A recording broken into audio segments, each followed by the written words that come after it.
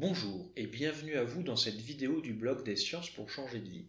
Je m'appelle Grégory Bénard et aujourd'hui je vais vous causer épigénétique.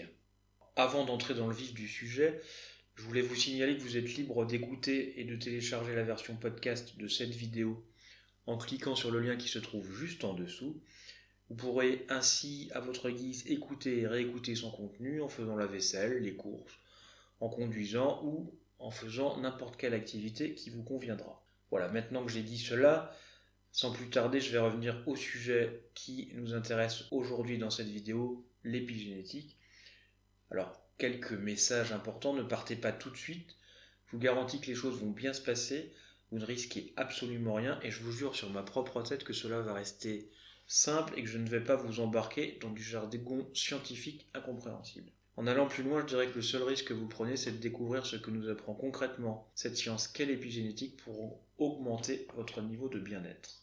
Alors avant de vous dire ce qu'est l'épigénétique, j'aimerais revenir sur la génétique, qui est une science dont au moins j'imagine le nom doit vous être familier, à moins que vous n'ayez hiberné les 10 dernières années. Alors cette science, la génétique, elle est de plus en plus présente dans nos sociétés, grâce notamment à son utilisation de plus en plus forte. Je pense par exemple aux enquêtes de gendarmerie. Vous avez forcément entendu dans les médias ces fameuses recherches ADN où l'on trouve le coupable grâce à la petite trace de salive qui est restée sur le mégot de cigarette. La génétique, c'est l'étude des gènes et de l'hérédité. En gros, elle étudie les mécanismes qui font que vous avez les yeux bleus de papa et pourquoi vous avez hérité des yeux de papa et pas de ceux de maman. Si vous voulez, en génétique, l'ensemble de vos gènes, c'est ce qu'elle étudie, on appelle ça le génome, et on le considère comme le programme informatique que vos cellules, toutes les parties de votre corps, toutes vos cellules vont lire pour savoir comment s'organiser et se comporter. C'est un peu comme si elles se posaient des questions, ces cellules, savoir comment faire telle ou telle chose, et bien elles vont aller consulter le programme génétique, le génome, en ramener des informations pour savoir comment fonctionner. Ce programme informatique, si on reprend cette image, il indique la couleur de vos yeux, je le disais, mais aussi la couleur de votre peau, la forme de vos mains, de vos ongles, la forme de vos doigts de pied, et j'en passe, votre groupe sanguin. Elle indique aussi la manière dont votre corps va réagir dans certaines situations, comme face à un stress ou face à une maladie. Depuis l'identification précise des gènes et de leur rôle dans les années 60, les scientifiques pensaient que le génome était le mécanisme ultime, c'est-à-dire le seul maître à bord dans la constitution et le fonctionnement de notre corps. En gros, on pensait que les cellules, pour fonctionner, elles n'allaient chercher que ces informations dans le génome, et c'est les seules informations qu'elles avaient à leur disposition, elles ne pouvaient pas les transformer ni en faire autre chose. Par extension, il est également courant de penser que notre personnalité et même notre vie entière étaient dictées d'avance par nos gènes. Notre existence était comme inscrite dans son ensemble, dans nos gènes, ce qui pouvait paraître, il faut se le dire, par certains aspects fatalistes. C'est vrai, si tout était écrit d'avance, quelle marge de manœuvre avons-nous ? Eh bien, réjouissez-vous car des découvertes fascinantes nous montrent que tout cela n'est pas l'entière vérité et il est maintenant prouvé en épigénétique justement que notre environnement et même nos comportements agissent sur nos gènes et que nous sommes aussi des informaticiens en capacité d'agir sur ce fameux programme génétique. Alors, comment cela est-il possible, me direz-vous ? Alors, je vais vous expliquer cela de la manière la plus simple possible, qui, je l'espère, sera compréhensible. Je vous le disais tout à l'heure, nos gènes, qui sont contenus dans notre ADN, sont comme les plans ou le programme informatique de notre corps et de ses réactions à l'environnement. Je l'évoquais tout à l'heure, des gènes codent la couleur de votre peau ou encore la forme de vos doigts de pied, et d'autres se chargent d'indiquer à votre corps comment réagir à des agressions extérieures, comme par exemple une maladie ou un stress quelconque. Pour lire ces plans, votre corps dispose de molécules particulières, qu'on appelle des protéines, qui sont chargées de copier l'information, d'aller la chercher, de la copier, de la transporter partout où elle va être nécessaire. Imaginez-vous votre corps comme un chantier de construction d'une maison. L'architecte, on va dire que c'est le génome, ce qui est contenu dans les gènes, lui il a le plan et on en fait des copies de ce plan pour la transmettre aux chefs de chantier et aux ouvriers qui vont eux être en charge de construire concrètement les murs de votre maison. Vous me suivez ? Attention parce que c'est maintenant que ça se joue. La principale découverte de l'épigénétique est d'avoir mis en lumière deux choses importantes. La première, c'est que dans notre corps, à côté de ces molécules, ces protéines qui lisent les plans, il en existe d'autres qui adaptent ces plans à la réalité du terrain. Si je reprends l'exemple de la construction de ma maison, il est évident que le chef de chantier et les ouvriers peuvent être amenés à modifier certaines choses du plan, pour faire en sorte de s'adapter à des contraintes techniques par exemple. Imaginez sur le plan vous avez un mur qui doit faire 3 mètres de longueur. Si pour des raisons techniques, pour des raisons de configuration de sol, pour des raisons de configuration de l'espace, ce mur, il faut le faire à 3,02 m, les ouvriers et le chef de chantier vont décider de le faire à 3,02 m et vont adapter un petit peu le plan. En fait, ces protéines qui ont cette capacité à agir sur le plan, elles peuvent dire aux gènes, toi ici tu t'exprimes, toi ici tu ne t'exprimes pas, ou toi tu le fais un peu plus fort, toi tu le fais un peu moins fort. Donc ça c'est la première grande découverte. La seconde grande découverte tient dans le fait que ces protéines, qui ont ce pouvoir particulier d'adapter les plans, elles le font en fonction d'informations qu'elles vont recueillir dans notre environnement. Elles ne vont pas aller chercher ces informations dans les gènes. Elles le font dans notre environnement, dans nos conditions de vie. Elles vont se nourrir de nos comportements, de nos pensées, de nos émotions. Au fond, nous détenons donc des clés pour agir directement sur la manière dont nos gènes s'expriment et pour faire en sorte que cette expression de nos gènes se fasse à notre faveur. Avant de poursuivre, pour vous illustrer les choses d'une manière différente, je voudrais m'intéresser un petit peu à la vie des abeilles. Oui, je sais, ça vous paraît peut-être un peu bizarre tout de suite maintenant, mais faites-moi confiance. Vous le savez certainement, dans une ruche, chaque abeille a son rôle. La reine qui s'occupe de la ponte des œufs, les butineuses qui gèrent les larves, les ouvrières qui s'acquittent des tâches domestiques. En fonction de leur rôle, les abeilles, elles se comportent très différemment les unes des autres, elles ont aussi des aspects physiques différents, elles ont même une espérance de vie très variable, de quelques semaines pour les ouvrières à plusieurs années pour la reine. Et pourtant, elles ont le même patrimoine génétique. Au fond, comment cela est-il possible? C'est vrai, le même patrimoine génétique et pourtant on a des individus qui paraissent très différents les uns des autres. Les chercheurs ont mis en avant une des explications à ce phénomène qui tenait dans la gelée royale. C'est ce que les larves mangent quand elles grandissent. Cette gelée royale, elle agit sur l'expression du patrimoine génétique des abeilles. Ainsi, les larves nourries avec cette gelée plus de 5 jours d'affilée deviennent systématiquement des reines, et celles qui en reçoivent moins de temps deviennent des ouvrières. Ce qui est le plus troublant, c'est que ce phénomène qui se passe au début de la vie des abeilles est réversible. Ainsi, ces abeilles peuvent être amenées à changer de rôle au cours de leur vie, elle n'est donc pas tracée complètement à l'avance. Alors des chercheurs qui sont un petit peu taquins se sont amusés à retirer d'une ruche toute une catégorie d'abeilles, comme les ouvrières par exemple, et ils ont regardé ce qui se passait. Eh bien, ils ont été très étonnés de constater que certaines abeilles se transformaient pour les remplacer, ce qui impliquait, comme je le disais, qu'elles changent de comportement mais aussi d'aspect physique.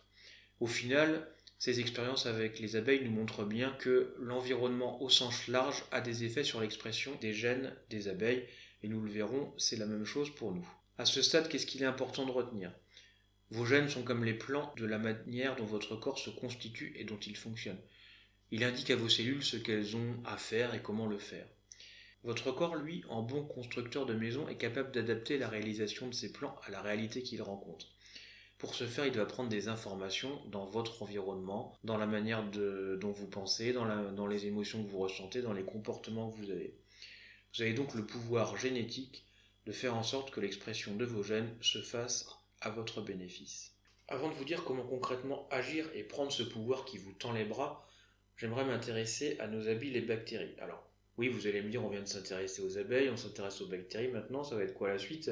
Vous allez comprendre. Nos gènes et les facteurs épigénétiques, comme je le disais, agissent sur les quelques 6000 milliards de cellules qui constituent notre corps. Néanmoins, nos cellules humaines, entre guillemets, ne sont pas les seules présentes dans notre corps et loin de là.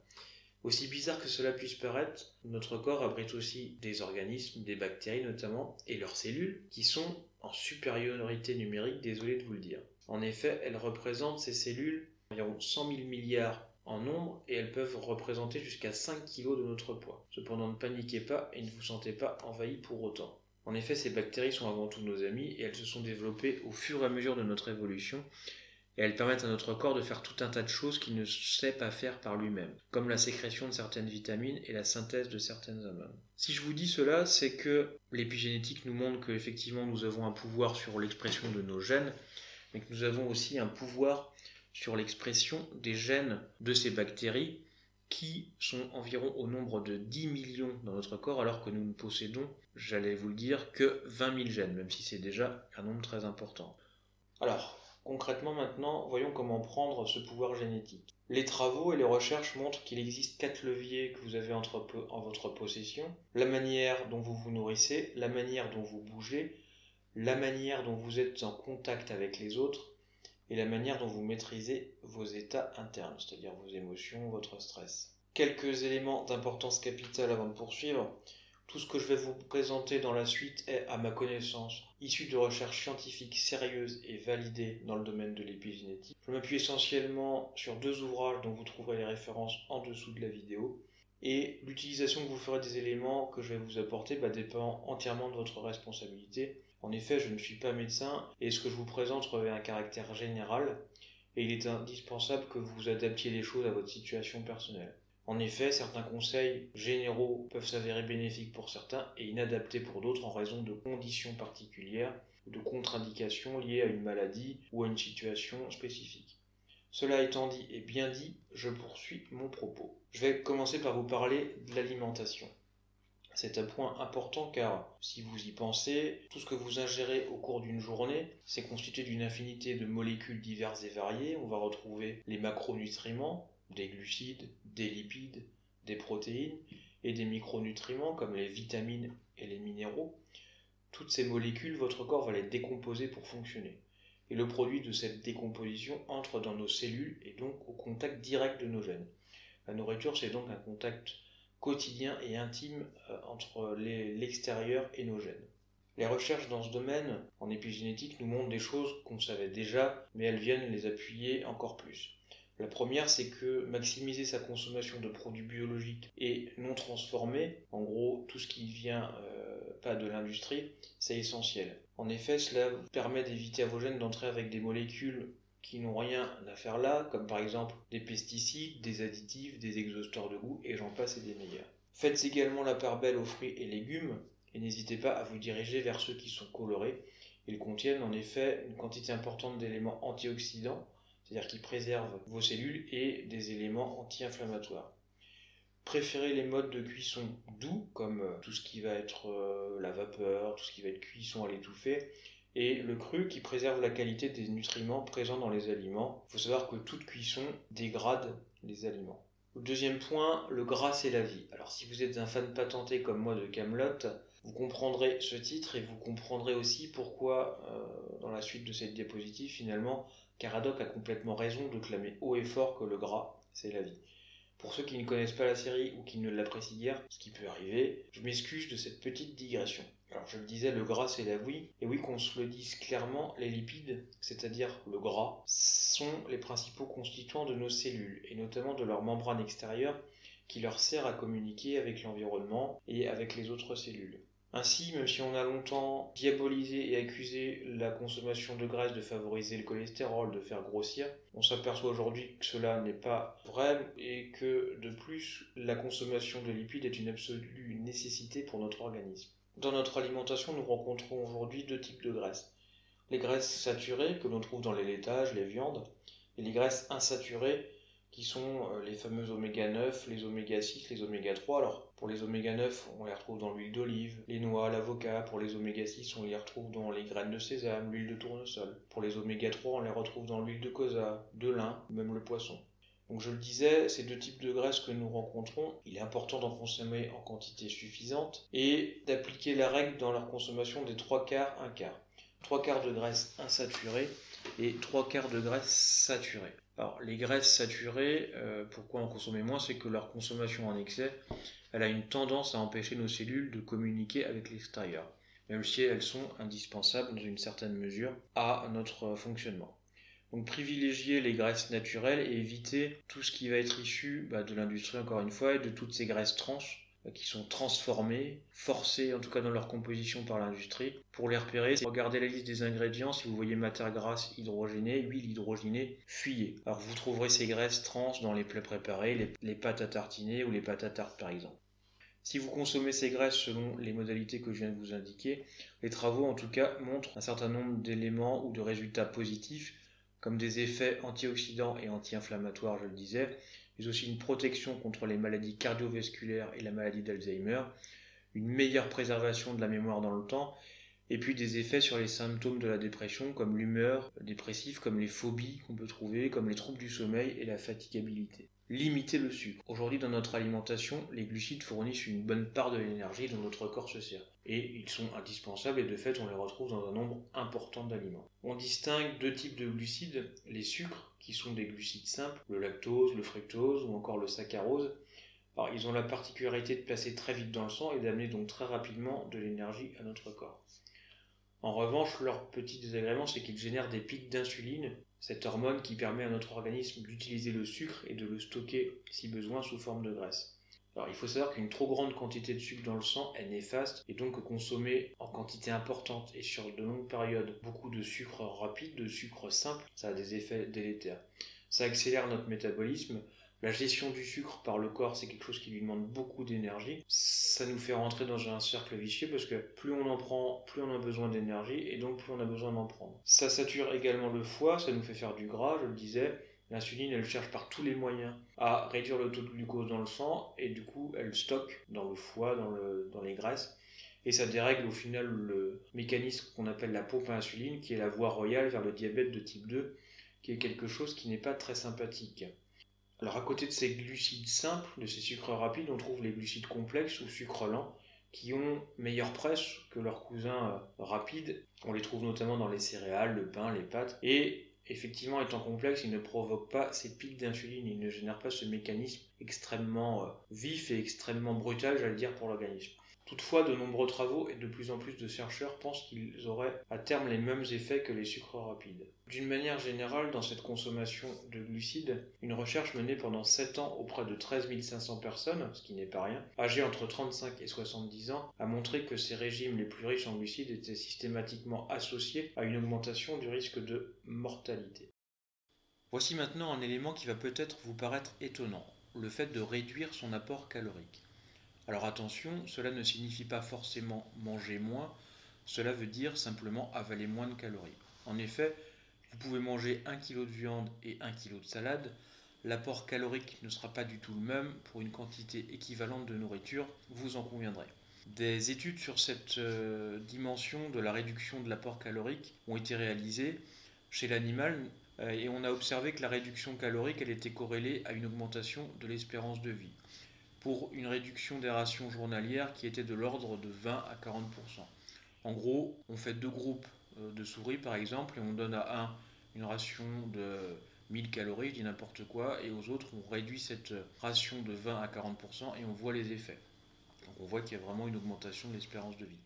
Chez l'homme, descendre son apport à environ 1900 calories par jour amène des effets positifs sans rester sur sa faim, comme la réduction des niveaux d'inflammation, l'augmentation de l'espérance de vie, la baisse du taux de mauvais cholestérol et l'augmentation du bon, et la réduction de la tension artérielle. Voilà, j'en ai terminé avec cette première partie sur la nourriture. Je vais maintenant passer à l'activité physique. Alors, je vous annonce d'abord un scoop. En épigénétique, l'activité physique est bonne pour la santé. Elle amène effectivement des effets sur l'expression des gènes, des effets qui vont dans le sens de l'anti-inflammation, de l'amélioration de l'immunité, meilleure production d'hormones, de l'optimisation de l'apport énergétique aux muscles et aux organes, de faciliter le développement des vaisseaux et des capillaires sanguins, des effets antidépresseurs, de la régulation de la tension artérielle, des effets analgésiques donc sur la douleur et de l'augmentation des capacités cognitives. Donc voilà, ça fait une liste très importante et encore tout n'y est pas. Alors, que nous apprend l'épigénétique par rapport à cette activité physique?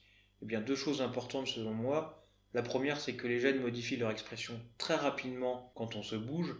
La simple activation des muscles pendant 20 minutes est suffisante pour modifier l'expression des gènes.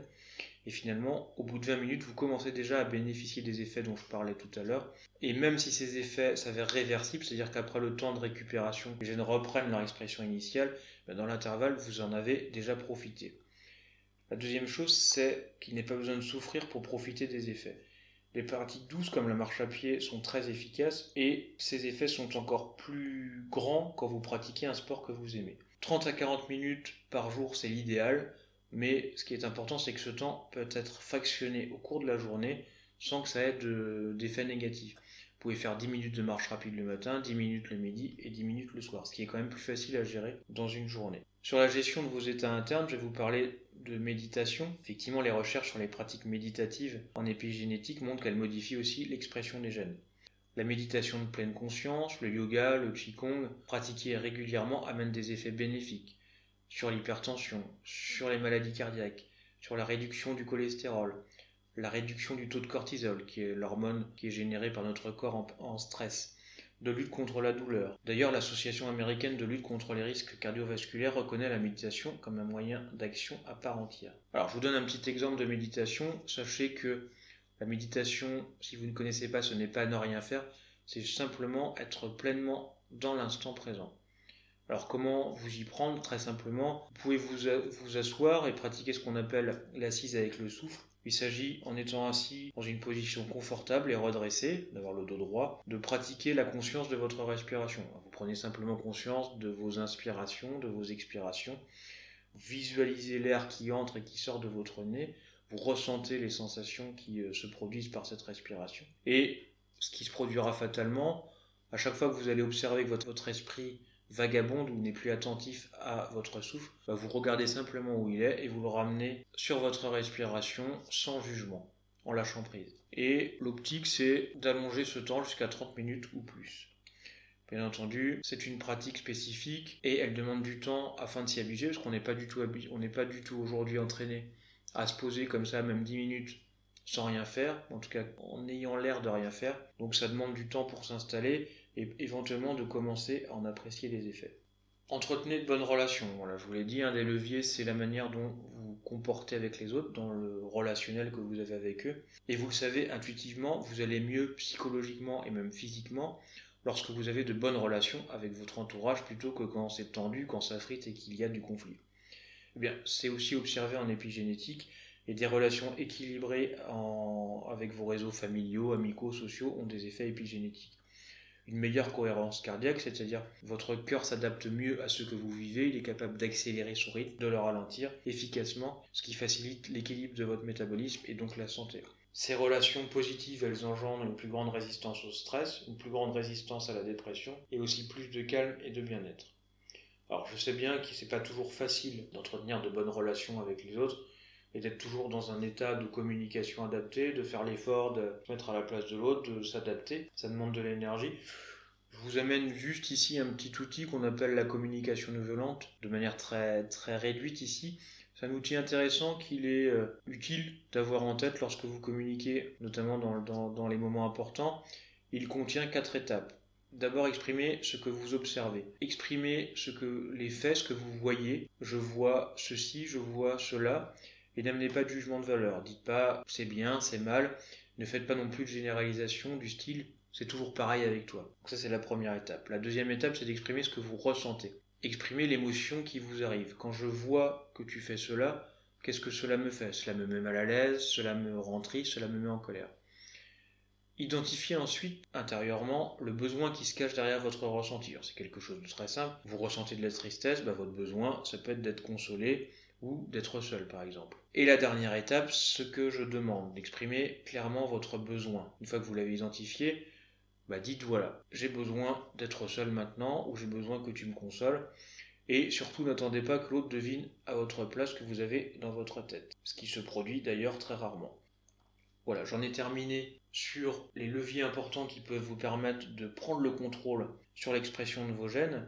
Pour conclure, j'aimerais vous amener une information intéressante en tout cas. Vous le savez, et je vous en parlais en introduction en vous parlant de génétique et d'héritabilité, nous transmettons les gènes d'une génération à l'autre. C'est-à-dire que la couleur de nos yeux, la forme de notre nez, la prédisposition à certaines maladies se transmet d'une génération à l'autre.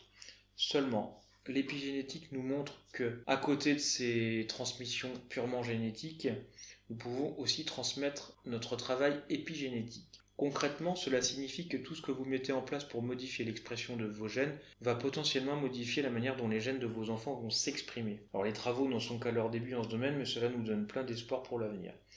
Moralité, rendez vos gènes heureux pour vous bien sûr, mais aussi pour vos enfants. Voilà, j'en arrive maintenant au terme de cette vidéo, j'espère qu'elle vous a plu. Je vous invite à la partager le plus possible autour de vous, cela m'aide à toucher de plus en plus de monde et à faire connaître le blog de plus en plus. Vous pouvez également télécharger gratuitement l'e-book Les 5 clés scientifiques du bonheur en cliquant sur le lien qui se trouve juste en dessous de la vidéo si vous êtes sur le blog ou dans la description de la vidéo si vous êtes sur YouTube.